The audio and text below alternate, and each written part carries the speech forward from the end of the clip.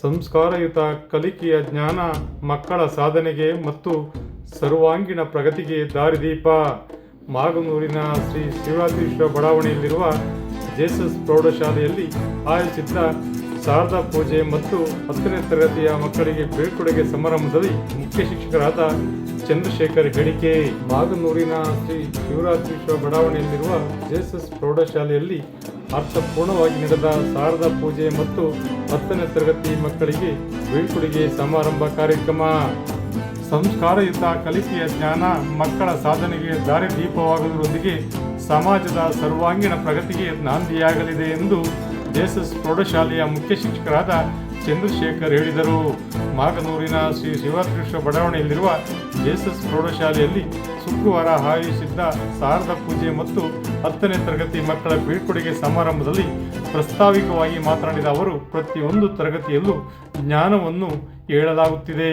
ಜ್ಞಾನವನ್ನು ಗಳಿಸಿಕೊಂಡರೆ ಸಮಾಜದೊಳಗೆ ತಮ್ಮ ಸ್ಥಾನಮಾನ ಹೇಗಿರುತ್ತದೆ, ಜ್ಞಾನದಿಂದ ಸಿಗುವ ಗೌರವವೇನು ಎಂಬುದನ್ನು ಅರಿವು ಮೂಡಿಸಲಾಗಿದೆ. ಮಕ್ಕಳು ಜ್ಞಾನವನ್ನು ಪಡೆದು ಸಾಧಕ ವ್ಯಕ್ತಿಗಳಾಗಿ ಸಮಾಜಕ್ಕೆ ಉತ್ತಮ ಕೊಡುಗೆ ನೀಡುವಂತೆ ಅವರು ಈ ಸಂದರ್ಭದಲ್ಲಿ ಕರೆ ನೀಡಿದರು.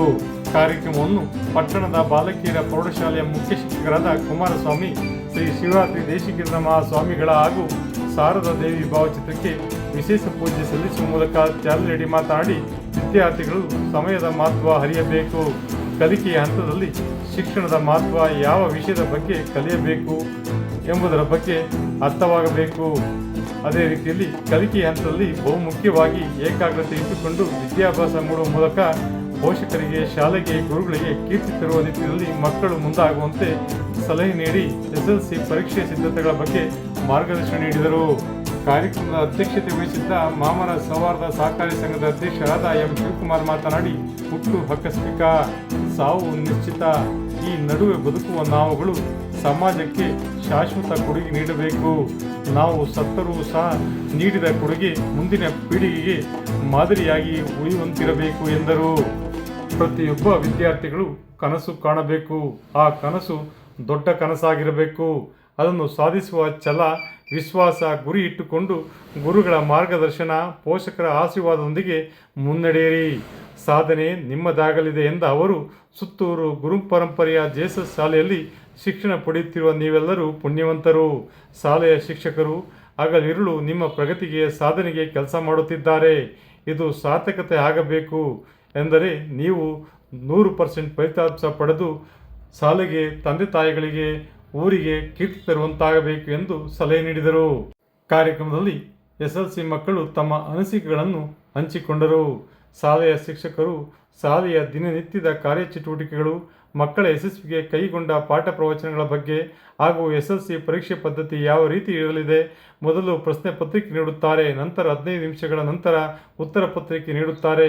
ಮಕ್ಕಳು ಪ್ರಶ್ನೆ ಪತ್ರಿಕೆಯನ್ನು ಗಂಭೀರವಾಗಿ ಓದಿಕೊಂಡು ಯಾವುದು ಚೆನ್ನಾಗಿ ಗೊತ್ತಿದೆಯೋ ಆ ಪ್ರಶ್ನೆಗಳಿಗೆ ಮೊದಲು ಉತ್ತರಿಸಿ, ನಂತರ ಉಳಿದ ಪ್ರಶ್ನೆಗಳಿಗೆ ಯೋಚಿಸಿ ಪರೀಕ್ಷೆ ಬರೆದು ಉತ್ತಮ ಅಂಕ ಗಳಿಸುವಂತೆ ಸಲಹೆ ಸೂಚನೆ ನೀಡಿದರು.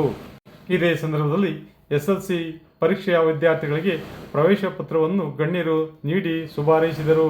ಕಾರ್ಯಕ್ರಮದಲ್ಲಿ ಮುಖ್ಯ ಅತಿಥಿಯಾಗಿ ಆಗಮಿಸಿದ್ದ ಮುಖ್ಯ ಶಿಕ್ಷಕರಾದ ಕುಮಾರಸ್ವಾಮಿ ಹಾಗೂ ಮಾಮರ ಸೌಹಾರ್ದ ಸಹಕಾರ ಸಂಘದ ಅಧ್ಯಕ್ಷರಾದ ಎಂ ಶಿವಕುಮಾರ್ ಅವರನ್ನು ಶಾಲೆ ವತಿಯಿಂದ ಅಭಿನಂದಿಸಿ ಗೌರವಿಸಲಾಯಿತು. ಕಾರ್ಯಕ್ರಮದಲ್ಲಿ ಸಹ ಶಿಕ್ಷಕರು, ಪೋಷಕರು, ವಿದ್ಯಾರ್ಥಿನಿಯರು ಉಪಸ್ಥಿತರಿದ್ದರು. ವಿಶೇಷ ವರದಿ ಮಾಗನೂರು ಎಂ ಶಿವಕುಮಾರ್, ಮಾಮರ ಮೀಡಿಯಾ, ಮಳವಳ್ಳಿ. ಅಂದರೆ ಜ್ಞಾನಕ್ಕಿಂತ ಮಿಗಿಲಾದುದು ಯಾವುದೂ ಇಲ್ಲ. ಪ್ರತಿ ತರಗತಿಯಲ್ಲೂ ನಿಮಗೆ ಒಂದಿಲ್ಲೊಂದು ರೀತಿಯಲ್ಲಿ ಜ್ಞಾನವನ್ನು ಗಳಿಸ್ಕೊಂಡ್ರೆ ಸಮಾಜದೊಳಗೆ ನಮ್ಮ ಸ್ಥಾನಮಾನ ಹೇಗಿರುತ್ತೆ ಅನ್ನೋದನ್ನು ಪ್ರತಿ ಸಲ ಹೇಳ್ತಾ ಇರ್ತೇನೆ. ನಿಮ್ಮ ಕಲಿಕೆ ಉತ್ತಮವಾಗಿ ಸಾಗುವ ಕಡೆಗೆ ನಾವೆಲ್ಲರೂ ಕೂಡ ಕಾಯ, ವಾಚ, ಮನಸ ಕೆಲಸ ಮಾಡಿದ್ದೇವೆ ಅಂತ ಈ ಮೂಲಕ ನಿಮ್ಮ ಮುಂದೆ ಹೇಳೋದಕ್ಕೆ ಇಷ್ಟಪಡ್ತೇನೆ. 10ನೇ ತರಗತಿ ಅನ್ನೋದು ಜೀವನದಲ್ಲಿ ಏನನ್ನಾದರೂ ಒಂದನ್ನ ಸಾಧಿಸುವುದಕ್ಕೆ, ಜೀವನದಲ್ಲಿ ಏನನ್ನಾದರೂ ಒಂದನ್ನ ಗಳಿಸಿಕೊಳ್ಳೋದಕ್ಕೆ ಇರ್ತಕ್ಕಂತಹ ಒಂದು ಮೊದಲನೆಯ ಹಂತ ಅಂತ ನಾನಾದರೂ ಭಾವಿಸ್ತೇನೆ. ಈ ಹಂತವನ್ನ ನಾವು ತಲುಪಿದಾಗ ನಮ್ಮ ದೈಹಿಕ ಮತ್ತು ಮಾನಸಿಕ ಬದಲಾವಣೆಗಳು ನಮ್ಮನ್ನ ಯಾವ ಕಡೆಗೆ ಕರೆದೊಯ್ತವೆ ಅಂತ ನಮಗೂ ಕೂಡ ಒಂದೊಂದ್ಸಲ ಗೊತ್ತಾಗೋದಿಲ್ಲ.